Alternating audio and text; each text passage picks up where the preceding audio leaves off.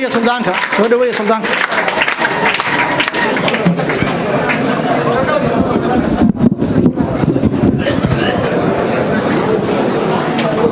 بسم الله الرحمن الرحيم الحمد لله رب العالمين والصلاة والسلام على رسول الله وعلى آله وصحبه أجمعين دمان السمدة حفلة قيمها بدن كسو قيب قلي نبضونا دا علماء الدين كسياسيين تا قناعستدا قبلها دليردا بعد الصحافة دا يجارهان boqorka aynu maanta duubnay oo aynu caleemo saarnay suldaan maxamed muuse axmed waxaan idinku salaamayaa salaamta islaamka assalaamu calaykum waraxmatullaahi tacaala wabarakaatuh salaanka dib ilaahay baa mahad iskale subxaanahu wa tacaala alxamdu lilaahi binicmatihi tatimu saalihaat waxaan si gaar ugu mahadnaqayaa guddigii qabanqaabada ee xafladan quruxda badan ka soo shaqeeyay ee rag iyo dumar lahaa cuqaal lahaa nabadoonna lahaa baan si gaar iyagana ugu mahadnaqayaa waxaan u sii mahadnaqayaa beesha aadan cabdiraxmaan siwaaqroon iyo qabiilada siwaaqroonba oo runtii isu hiiliyey Soomaalina u hiiliyey kadib markay soo xuleen suldaan maxamed muuse inuu noqdo suldaanka beesha Soomaalina uu suldaan u noqdo waxaan dhihi karaa waa ay danaysteen oo dantooday ka fikireen aadan cabdiraxmaan danta siwaaqroon bay u daneeyeen danta reer Puntland bay u daneeyeen danta Soomaaliyeed bay u daneeyeen sababtu waxa ay tahay qofku wuxuu ku qiimaysan yahay waxtarkiisa iyo waxqabadkiisa iyo aqoontiisa nin sheekha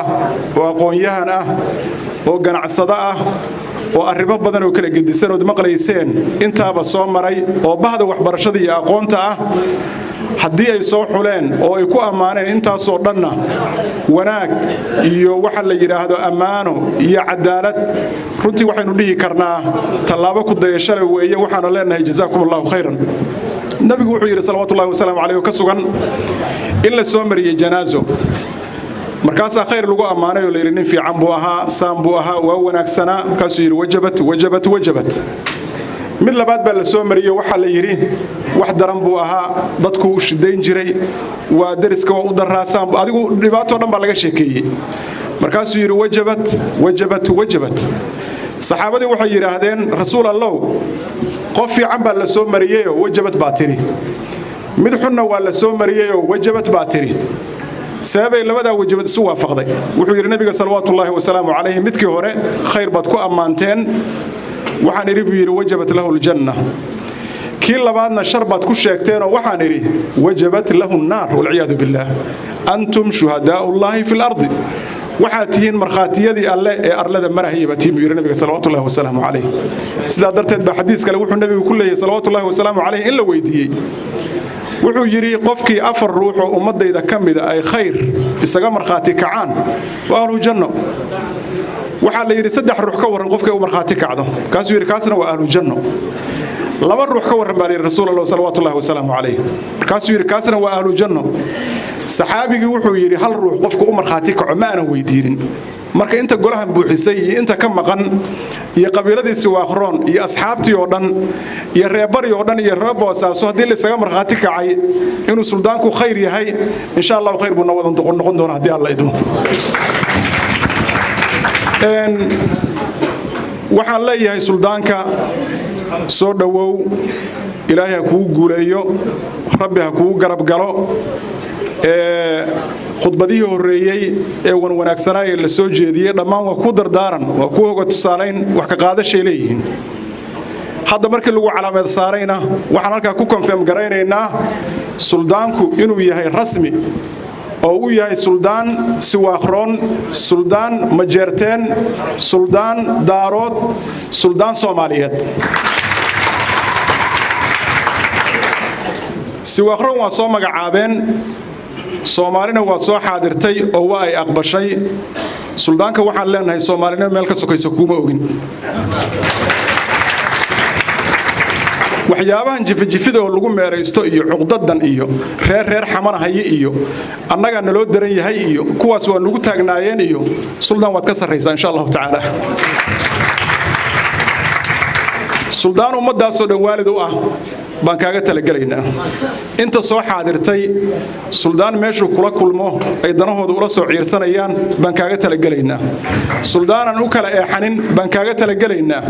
suldaan u wada hiiliya baan kaaga talagalaynaa suldaan hal weel ugu beega wiilkiisa iyo midka ka yimid meesha ugu shishaysa ayaan kaaga talagalaynaa insha Allah taala هذا لو كده بتجه nin professor oo sheekha loo yeeray oo reer Suudaan waxa la yiri ajaanibta meesha joogtay yaa yiri Suudaan waa ajaanib jamaacad al-khayr Allah yibaarak fiikum Suudaan haday ajaanib yihiin annaguna muwaadiniin ma nihin ku xisaabtama quraanka waxa ku taaloon maanta u dhibnay suldaanka innamal mu'minuuna ikhwa armatay misamaha hadii kale innamal mu'minuuna ajaanib baa dhacaysa Soomaha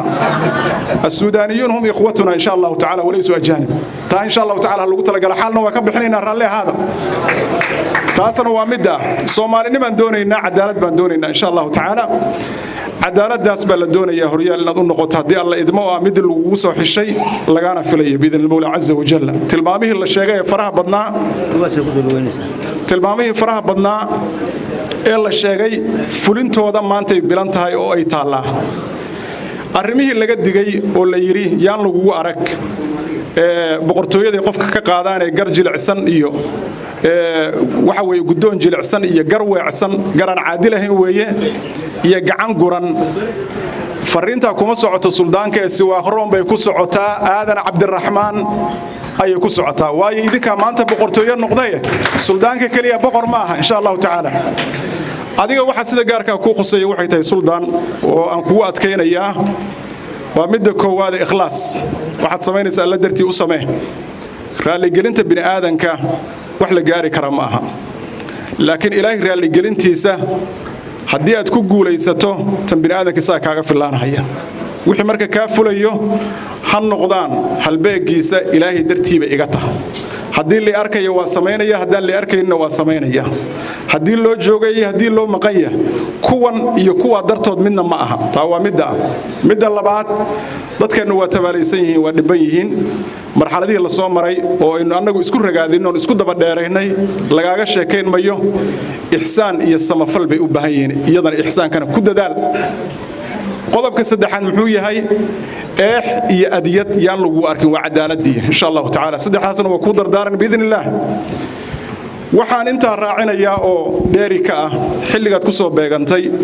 xil weyn baa lagu doortay laakiin xilligu waa adag waa isaga tacsiyeynayna taa iyada laakiin Soomaalidu waxay tiraahdaa wiil diraac dhashay waa reerkiisa wax la qab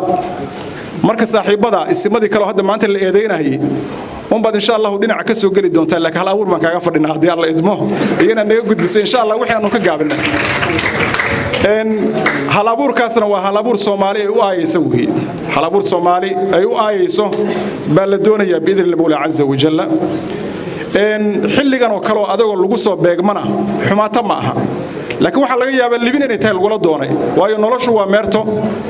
meertadaasna waxa ka sameeyay qaacido mufakkirkii weynaa ee muslimka ahaa ibn Khaldun la dhihi jiray oo wuxuu yiri waqti adag ayaa yimaada waqtiga adag markuu yimaadana wuxuu dhalaa buu yiri rag adag buu dhalaa waqtigaas ragga adag baa waqtiga la lagdama waxay sameeyaan waaye dabacsan raaxo barwaaqo fiicnaan dabacsani ay sameeyaan inta markay sameeyaan baa waayahaas dabacsan oo ragga adag ay abuureen baa waxay dhalaan rag jilicsan kuwa jilicsan baa waxay abuuraan waaye adag haddana rag adag baa dhasha oo ka saara waayuhu marka haday adag yihiin ragii adkaayo ka saari lahaa hormuudkooda inaad qotaan insha Allah taala ku rajeynaa hadii la yiraahdo siwaaqroon waxaan ka rabnaa in la garab istaago annagu xafladda qaybtan ku lahayn maanta ay ku egtay idinku laakiin maanta idin bilaabatay la socdo insha Allah inta ka dhiman waa idin xaflad biidillah taala Allah idin guuleeyo subhanahu wa taala uga soo dhaw Allah ku karaameeyo wajazaakum Allah khayran